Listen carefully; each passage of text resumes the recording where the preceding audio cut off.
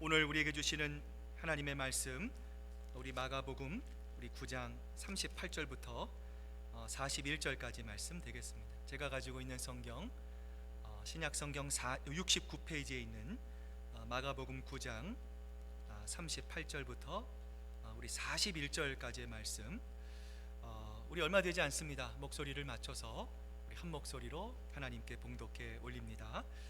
요한이 예수께 여짜오되 선생님, 우리를 따르지 않는 어떤 자가 주의 이름으로 귀신을 내쫓는 것을 우리가 보고 우리를 따르지 아니하므로 금하였나이다. 예수께서 이르시되 금하지 말라.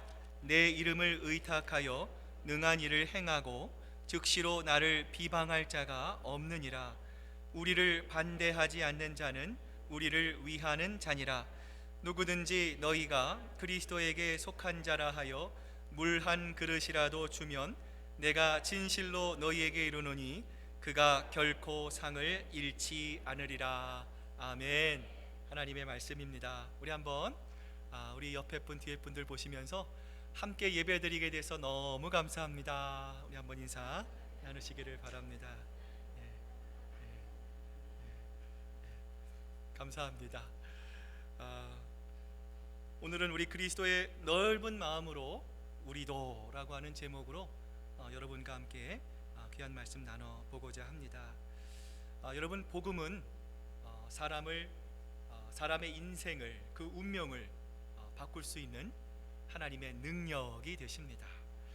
그 복음이 우리를 뚫고 들어옴을 통해서 하나님은 우리가 내 자신을 원하는 인생이 아니라 하나님이 원하시는 그 삶의 방향으로 하나님은 지금도 우리를 이끌어주고 계심을 믿습니다.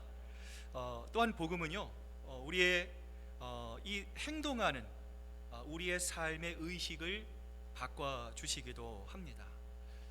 우리가 불과 100여 년 전만 하더라도 우리 한국 사회는 양반과 평민, 그리고 이 종이라고 하는 이 반상이라고 하는 제도가 있었습니다. 당시 양민들은 이 과거 제도를 통해서 이 양반이 될 수 있는 기회가 열려 있었던 반면에 이 종으로 태어난 사람은 어땠습니까? 아무리 노력하고 애쓰고 수고해도 어떠한 방법으로도 이 양반이 될 수 있는 길이 원천봉쇄되어 있었어요. 자, 이러했던 한국에, 이러했던 조선에 복음이 들어옵니다. 서서히 복음을 통해 한국 사람들의 인식이 바뀌기 시작합니다. 이제는 더 이상 양반과 종을 나누는 구분이 이 한국 땅에는요 존재하지 않게 되었습니다.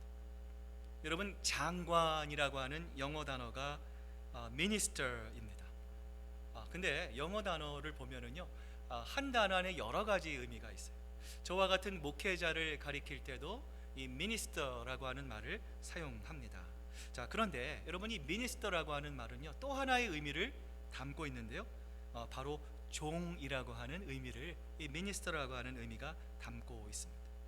여러분, 이처럼 복음이 한국의 사회뿐만 아니라 전 세계에 끼쳤던 가장 현저했던 영향 가운데 하나는 무엇입니까? 종의 정신, 봉사의 정신을 그 사회에 가르쳐 줄 수 있었다라는 거죠.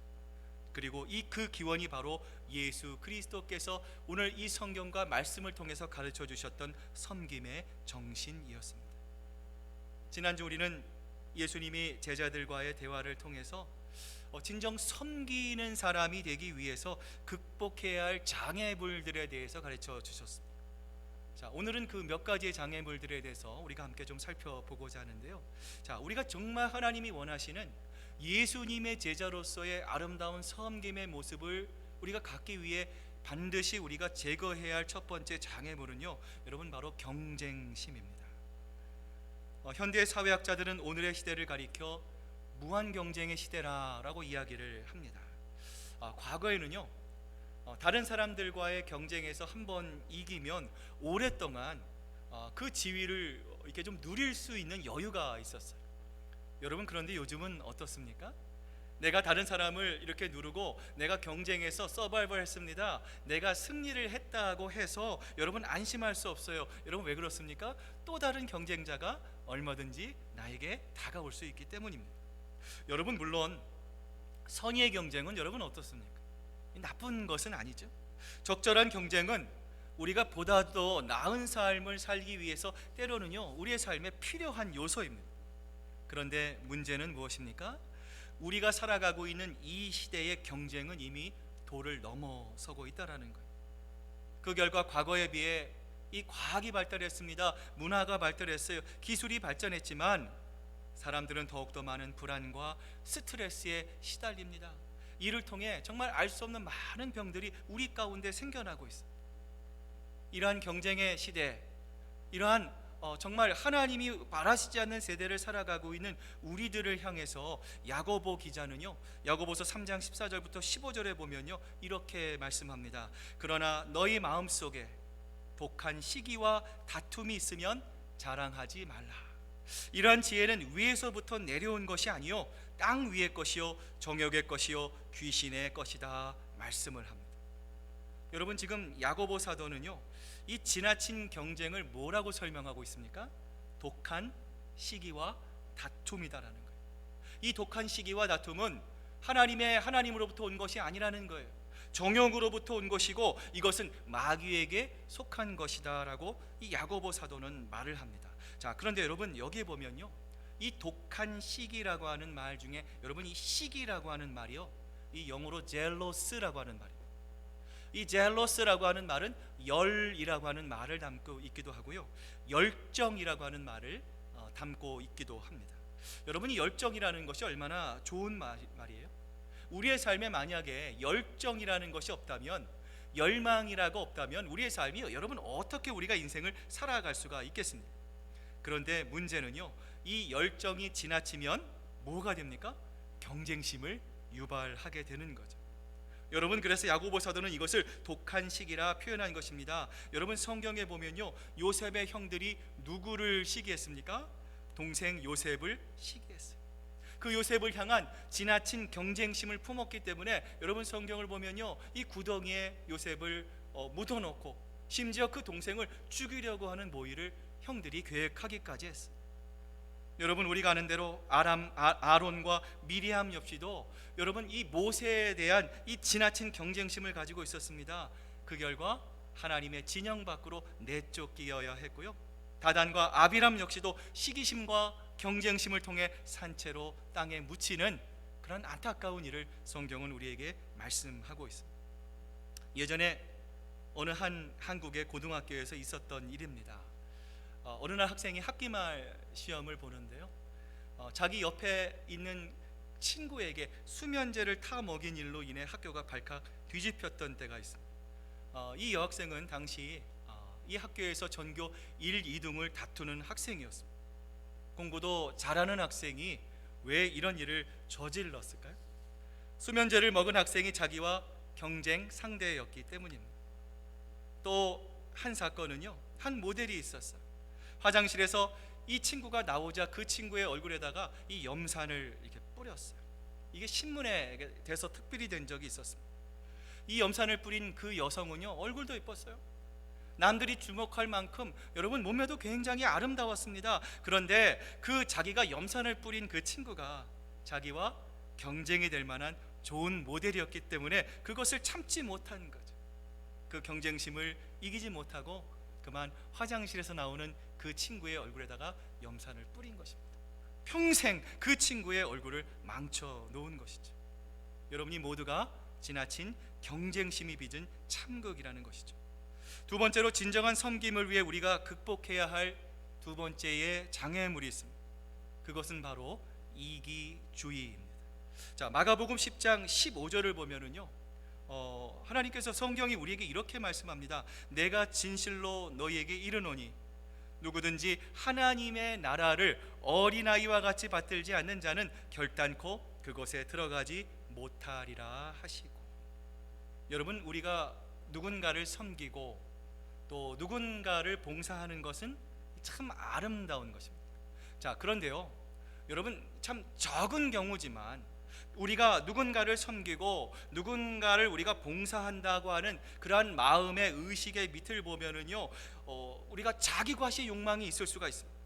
그것을 통해서 내가 조금 대접받고 싶고 그것을 통해서 내가 무언가의 이익을 얻고자 하는 마음이 있음을 발견할 때가 있습니다.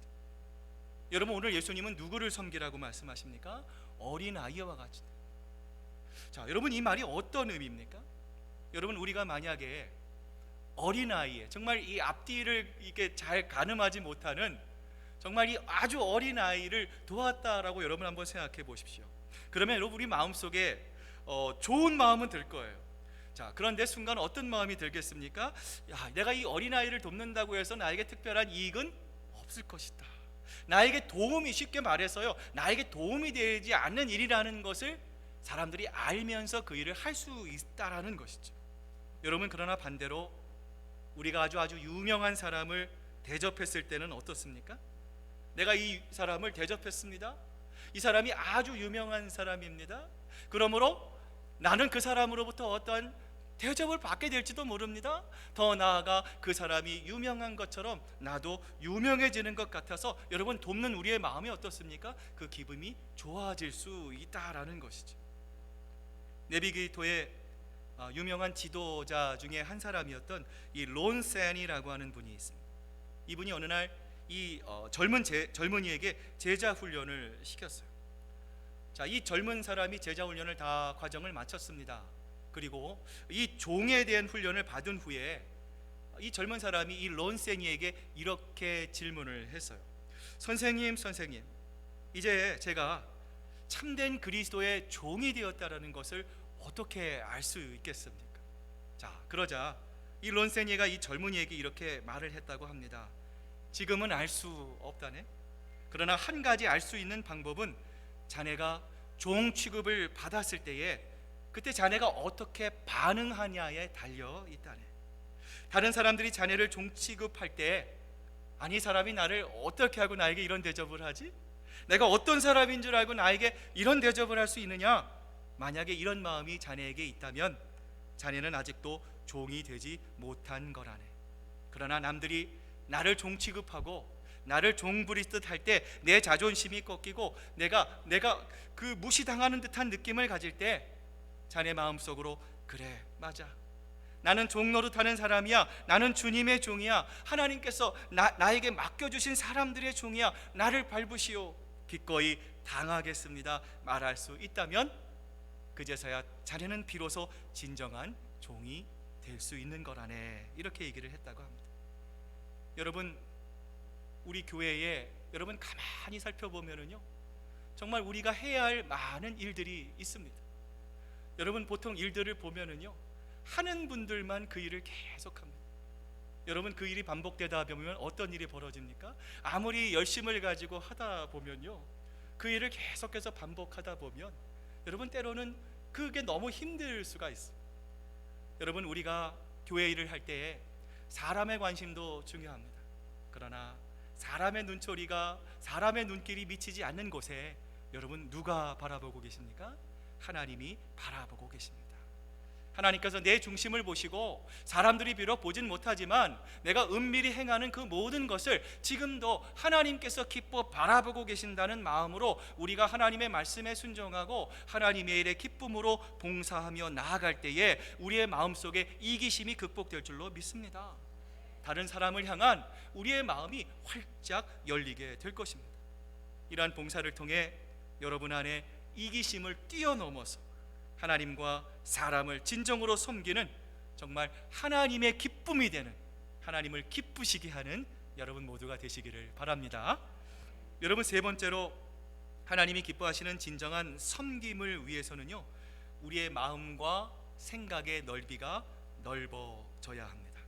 자, 마가복음 9장 38절을 우리 한번 보시고요, 우리 같이 한번 한 목소리로 같이 한번 읽겠습니다. 시작.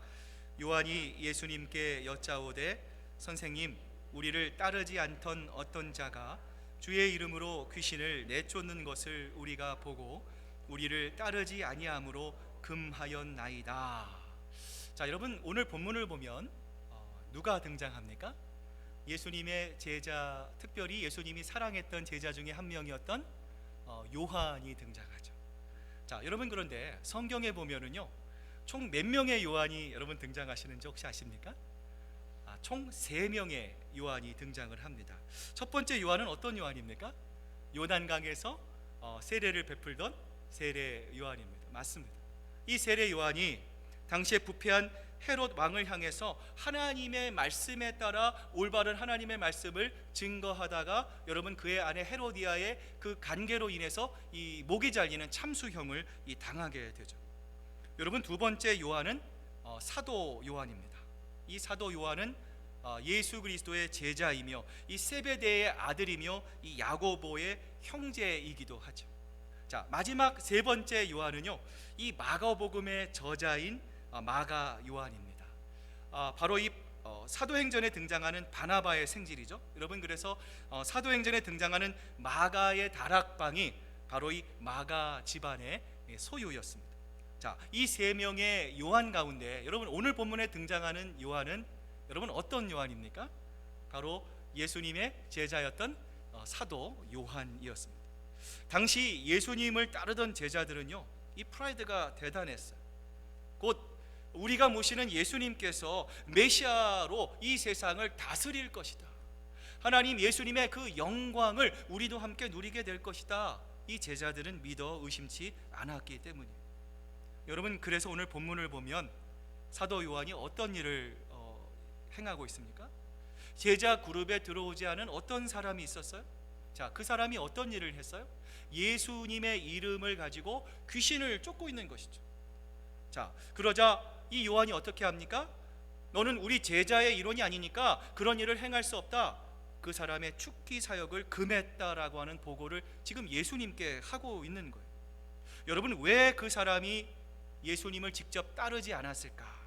어떻게 해서 예수님의 이름으로 귀신을 쫓을 수가 있었을까? 우리는 확실히 알 수 없습니다. 그러나 한 가지 분명한 것은 무엇입니까? 그것을 통해서 귀신이 나갔어요. 치유함이 역사가 일어났다라는 것이죠. 그러자 병이 낫게 된 사람, 그의 가족, 그리고 그것을 목격했던 모든 사람들이 이 사람을 추정하게 됩니다. 그것을 본 요한이요, 못마땅하게 생각한 거예요. 자기들이 직접 예수님의 수제자인데, 예수님의 직계 제자인데 허락도 없이 예수님의 이름을 사용하는 것이요, 이 요한은 불쾌했던 것이죠. 자, 그러자 이러한 제자들을 향해서 예수님이 말씀하시는데요. 자, 오늘 본문 39절부터 41절의 말씀입니다. 우리 한번 앞을 보시면서 같이 한번 우리 읽어보겠습니다. 시작. 예수께서 이르시되 금하지 말라. 내 이름을 의탁하여 능한 일을 행하고 즉시로 나를 비방할 자가 없느니라. 우리를 반대하지 않는 자는 우리를 위하는 자니라. 누구든지 너희가 그리스도에게 속한 자라 하여 물 한 그릇이라도 주면 내가 진실로 진실로 너희에게 이르노니 그가 결코 상을 잃지 않으리라. 오늘 예수님이 뭐라고 말씀하십니까? 오늘 이 제자들, 특별히 예수님께 이 사역의 보고를 하고 있는 요한에게 뿐만이 아니라 오늘 말씀을 받고 있는 우리 모두를 향해서 뭐라고 말씀하십니까? 진정한 섬김을 하기 위해서는 뭐가 필요합니까? 포용과 관용의 정신이 필요하다라는 거예요. 옹졸한 마음을 내어버리고, 저 사람이 나와 나이가 다르고 혈연이 다르고 생각이 다르고 제너레이션이 갭이 있다고 해서 우리가 그 사람과 마음에 담을 쌓아놓고 우리가 그 사람을 나누는 편가르기를 하는 것이 아니라 우리 모두가 예수 그리스도 안에 한 형제 자매로서 우리는 어떻게 됩니까? 그 모든 것을 초월해서 예수 그리스도를 사이에 두고 우리는 어떻게 해야 돼요? 한 몸을 이룰 수 있어야 한다라는 거예요. 다시 말하면 하나님의 복음을, 하나님의 은혜를 경험한 자로서 우리가 복음의 문을 어떻게 해야 됩니까? 활짝 열어놔야 합니다. 복음이 땅끝까지 전달될 수 있도록, 복음을 한 사람도 듣지 못해서 구원받지 못한 사람이 없도록 우리가 어떻게 해야 돼요? 우리의 마음의 문을 열어 하나님의 복음을 증거하는 일에 힘쓸 수 있어야 한다라는 거예요. 세례 요한은 우리에게 이렇게 말하고 있습니다. 보라, 죄를 지고 가는 하나님의 어린 양이로다 라고 말하고 있지 않죠. 자, 여러분 그 대신 이 세례 요한이 뭐라고 말씀하고 있습니까? 보라, 세상 죄를 지고 가는 하나님의 어린 양이로다.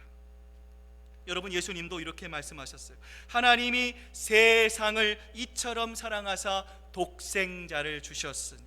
또 누구든지 저를 믿는 자마다 멸망하지 않고 영생을 얻게 하겠다. 요한복음 3장 16절에서 예수님은 분명히 말씀하셨어요. 여러분, 여기서 성경이 강조하시는, 예수님이 강조하시는 여러분 이 세상이라고 하는 의미는 어떤 의미입니까? 이 땅에 죄를 지어 타락한 모든 민족을 가리키는 거예요. 여러분, 그들을 향해 예수 그리스도의 사랑은 열려 있어야 합니다. 그들을 향해 복음의 문이 열려 있어야 합니다. 여러분, 그래서 우리는 때를 얻든지 때를 못 얻든지 하나님께서 우리에게 주신 복음의 감격과 기쁨을, 하나님을 몰라 죽어가는 사람들을 향해 증거해야 할 책임이 바로 우리들에게 있는 것입니다. 여러분, 그러기 위해서 우리가 어떤 마음을 가져야 합니까? 넓은 마음을 가져야 합니다. 모든 사람을 다 포용하는 마음을 가져야 합니다. 여러분, 그래서 교회는요 바로 그러한 장소가 되어야 합니다. 여러분, 어떤 누가 오든지 어떤 사람이 방문하든지 여러분, 교회는요 그런 사람들을 나누고 편가르기 해서는 안 됩니다. 모든 사람들이 예수 그리스도 안에서 한 몸을 이룰 수 있도록 우리는 그리스도 안에서 넓은 마음을 가지고 그들을 포용할 수 있는 예수 그리스도의 마음을 가질 수 있어야 한다라는 거죠. 여러분, 본문과 비슷한 사건이 이 구약의 민수기를 보면 나타납니다. 하나님의 명령으로 70명의 장로들이 모입니다. 그때 이 성령께서 강림하심으로 이 70명의 장로들이 이 예언을 하기 시작을 합니다. 자, 그런데 그 자리에 참석하지 않은 엘닷과 이 메닷이 이 성령에 힘입어서 이 참석하진 않았지만 자기의 진중에서 이 예언을 하기 시작한 거죠. 자, 그 모습을 한 소년이 보고 당시 이 모세에게 이것을 고합니다. 그러자 이 모세의 옆에 있었던 눈의 아들 누구입니까? 여호수아가 모세에게 이렇게 얘기하는 거예요. 자, 그들이 예언하지 못하도록 금하소서, 그들을 막으소서. 여호수아가 이렇게 얘기를 하는 거예요. 자, 그러자 모세가 여호수아를 책망하며 이렇게 말을 합니다. 내가 나를 위하여 시기하느냐? 여호와께서 그 영을 모든 백성에게 주사 다 선지자 되게 하시기를 원하노라 말하고 있습니다. 여러분, 이 말 속에는 뭐가 들어있습니까? 하나님의 영광이 드러나고 모든 백성에게 유익한 일을 왜 너는 금지하느냐? 왜 너는 옹졸한 마음으로, 왜 너는 속 좁은 마음으로 그것을 못하게 하느냐라고 하는 모세의 입을 빌리신 하나님의 말씀이었어요. 오늘 모세는 어떤 각오로 이 이야기를 합니까? 여러분, 사실 이 말이 쉽지는 않은 것이죠. 여러분, 내가 가지고 있는 기득권이 있습니다. 내가 가지고 있는 파워가 있습니다. 여러분, 그런데요 이것을 누군가에게 나눠준다라는 것은요 여러분 이게 쉬운 일이 아닙니다. 여러분, 그러나 우리가 분명히 기억해야 될 것은 오늘 우리가 여기까지 누리고 있는 것, 오늘 우리가 경험하고 있는 것, 무엇보다 오늘 우리가 하나님의 자녀가 돼서 주님 앞에 나와 하나님을 아바, 아버지라 부를 수 있는 이 모든 것은 우리의 노력의 결과가 아니라는 것이죠. 처음부터 열까지 다 하나님의 은혜요, 하나님의 축복의 결과라는 것이죠. 여러분, 그렇기 때문에 우리 그리스도인들이 꼭 기억해야 될 것이 있어요. 우리가 쌓아온 모든 물질, 우리가 갖고 있는 노하우, 내가 가지고 있는 달란트, 내가 갖고 있는 능력은 나만을 위해서 하나님이 쓰라고 주신 것이 아니라는 것이죠. 첫 번째는 하나님의 나라와 영광을 위해서, 그리고 우리 주변에 이 물질이 꼭 필요한 불쌍한 이웃들을 위해서, 그리고 마지막에 나를 위해서 쓰라고 하나님께서 주셨다라는 것을 우리가 반드시 기억할 수 있어야 합니다. 오늘 모세는 그러한 마음으로 이런 충고를 한 거예요. 여러분, 그것을 통해서 내게 해가 돌아오든지, 때로는 나에게 자그마한 불이익이 있든지, 혹은 내 자리에 위협을 받든지 간에 모세는 무엇을 먼저 생각한 것이에요? 자기의 유익보다는 어렵고 힘들지만 하나님의 영광이 만천하에 드러나는 것으로 만족하겠다, 모세는 지금 고백하고 있는 것입니다. 여러분, 이러한 일들은요 신약 성경에도 있어요. 사도 바울이 옥에 갇혔을 때 시기하고 다투면서 하는 사람들이 경쟁심으로 그리스도를 전했습니다. 사도 바울은 그들을 향해서 빌립보서 1장 18절에 보면요 이렇게 고백하고 있습니다. 그렇지만 어떻습니까? 거짓된 마음으로 하든지 참된 마음으로 하든지 어떤 식으로 하든지 결국 그리스도가 전해지는 것입니다. 나는 그것을 기뻐합니다. 앞으로도 또한 기뻐할 것입니다. 여러분, 중요한 것은 하나님의 영광입니다. 우리의 유익이 아닙니다. 우리의 모습을 통해서, 우리의 섬김을 통해서, 우리의 마음을 통해서, 우리의 모든 것을 통해서 우리의 삶을 다스리시고 주관하시는 하나님의 영광이 아름답게 드러날 수 있기를 바랍니다. 마가복음 9장 42절로 돌아가면은요, 예수님께서 우리에게 이렇게 말씀하십니다. 또 누구든지 나를 믿는 이 작은 자들 하나라도 실족하게 하면 차라리 연자 맷돌이 그 목에 매어 바다에 던져지는 것이 나으리라. 우리를 살아가고 있는 이 세상을 가리켜서 약육강식의 시대, 승자 독식의 논리가 지배하는 세상이라고 사람들은 이야기합니다. 여러분, 그래서 한번 우리가 살아가고 있는 주변을 한번 이렇게 돌이켜 보세요. 큰 것을 갖고 있는 사람이 선입니다. 남들보다 강한 파워를 갖고 있는 것이 올바른 답이다라고 세상은 이야기합니다. 여러분, 그러나 성경은 그것이 바로 하나님이 기뻐하는 모습이 아니다라고 말씀을 합니다. 여러분, 하나님은 어떠한 모습을 기뻐하십니까? 오늘 우리가 읽은 마가복음 9장 42절을 보면 이 작은 자가 나와요. 여러분, 이 작은 자는 어떤 자입니까? 당시에 인간의 취급을 받지 못했던 이방인과 여인과 어린아이를 뜻하는 이 상징적인 표현이에요. 여러분, 예수님께서 이 땅에 오셔서 공생의 사역을 하셨을 때 예수님이 가장 많이 관심을 가지고 예수님이 방문하셨던 자들은 누구입니까? 바로 이 창녀와 죄인과 환자와 같은, 정말 다른 사람의 도움이 아니고서는 살아갈 수 없는 사람들을 예수님은 찾아가셨어요. 그리고 예수님은 그들과 함께 시간을 보내셨어요. 여러분, 그 이유가 무엇입니까? 예수님은 멸시받고 천대받는 한 영혼을 천하보다 더 귀하게 여기셨기 때문입니다. 여러분, 이러한 점에서 교회는요, 수대결을 하는 것이 교회가 아닙니다.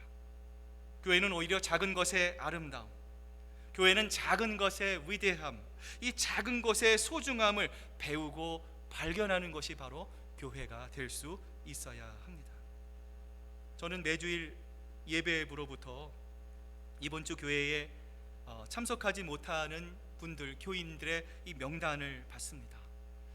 이분들의 명단을 볼 때마다 저는 이런 생각을 합니다. 이분들도 얼마나 교회에 나오고 싶으실까? 아마 이 교회에 나오고 있는 분들보다 더 간절히, 정말 아마도 교회에 나오고 싶으실 것이다. 그러나 차마 교회에 나올 수 없는 이분들만의 안타까운 속사정, 이분들만의 참 안타까운 이야기가 있을 것이다 생각하고요, 이분들에 대해서 이런 마음을 갖습니다. 하나님께서 이분들을 바라보시고 이분들의 모든 고민과 문제들을 풀어주실 것을 기도하곤 합니다. 여러분, 자동차가 수만 가지 부품으로 이루어져 있습니다. 그 부품 하나하나가, 여러분, 그 중에 정말 작은 부품이 있어요. 우리가 보기에 정말 쓸데없는 부품이 있어요. 여러분, 그러나 자동차는요, 실제로 그 작은 부품 하나로 움직일 수 없는 것처럼 여러분, 교회도 마찬가지죠. 교회는 중요한 사람, 교회를 위해 많은 수고와 애를 쓰는 분들을 통해서도 교회는 움직이지만, 여러분, 동일하게 교회가 관심을 가져야 될 것은 무엇입니까? 연약한 분들의 작은 신음에도 교회는 귀를 기울일 수 있어야 합니다. 작은 것을 귀하게 아름답게 여기시는 하나님의 마음, 그 하나님의 뜻을 잘 알아서 실천하는 것이 바로 교회가 될 수 있어야 합니다. 여러분, 이러한 의미에서 교회는요, 단체가 아닙니다. 교회는 전체가 되어야 합니다. 작은 것을 귀히 여기시는 예수 그리스도의 마음을 배우는 것이 바로 교회가 될 수 있어야 합니다. 여러분, 우리가 이러한 마음을 우리 마음속에 새길 때에 이것이 바로 교회가 다수결로 모든 것이 해결되도록 전락하지 않는 유일한 방법이 될 수 있기 때문입니다. 여러분, 이러한 예수 그리스도의 마음을 오랜 시간이 흐른 뒤에 예수 그리스도의 제자 중에 한 명이었던 요한이 비로소 깨닫기 시작합니다. 이 요한의 별명이 무엇이었습니까? 우레의 아들이었어요. 그는 좁은 소견의 사람이었습니다. 편가르기에 익숙한 사람이었습니다. 자기의 기득권을 빼앗기지 않기 위해 아둥바둥했던 사람이 바로 이 요한이었습니다. 이랬던 요한이, 여러분 요한일서 3장 18절부터 21절을 보면요, 요한이 이렇게 고백합니다. 우리 마지막으로 앞을 보시면서 우리가 한번 요한이 되었다라고 하는 마음으로 이 본문을 같이 한번 읽겠습니다. 시작. 자녀들아, 우리가 말과 혀로만 사랑하지 말고 행함과 진실함으로 하자. 그의 계명은 이것이니 곧 그 아들 예수 그리스도의 이름을 믿고 그가 우리에게 주신 계명대로 살아갈 것이니라. 아멘. 여러분, 예수님께서 십자가에 달려 돌아가시기 전에 요한에게 무엇을 부탁하셨습니까? 정말 그 예수님께서 그 고통 가운데 계셨을 때, 마지막 그 숨이 넘어가시기 직전에, 운명하시기 전에 사랑하시던 요한을 바라보시면서 요한아, 요한아, 이 여인이 너의 어머니다. 그 많은 제자들 중에 예수님은요, 이 요한이 그 사랑에 관한 가장 믿을 만한 사람임을 예수님은 이제 아셨어요. 자기의 가장 소중했던 어머님을 예수님은 요한에게 맡기고 있습니다. 저는 오늘 이 요한의 변화되는 모습을 보면서 참 많은 기쁨을 느꼈습니다. 우리와 같이 부족한 사람, 연약한 사람도 하나님은 요한과 같이 만들어 주실 것입니다. 오늘 우리의 부족한 부분도 하나님께서 메꿔주시고 하나님의 기쁨과 하나님의 자랑이 되실 수 있도록 하나님은 우리를 반드시 아름답게 빚어 가실 것입니다. 하나님은 지금도 여러분을 빚어 가신다는 사실, 하나님의 모양으로 여러분을 지금도 만들고 계신다는 사실을 여러분 기억하시고 우리의 삶을 하나님이 기뻐하시는 삶으로 맡겨드리고, 무엇보다 우리의 마음을 넓게 가지고 하나 되라 하시는 그 하나님의 말씀을 우리의 삶이 다하는 그날까지 굳건하게 지키며 순종함을 통해 우리 교회가 정말 하나님이 기뻐하시는 건강한 교회, 이 세상의 아름다운 복음의 빛을 아름답게 비출 수 있는 하나님의 자랑이 되는 교회가 될 수 있도록 우리 모두 힘을 합쳐 주님께 나아가는 여러분 모두가 되시기를 바랍니다.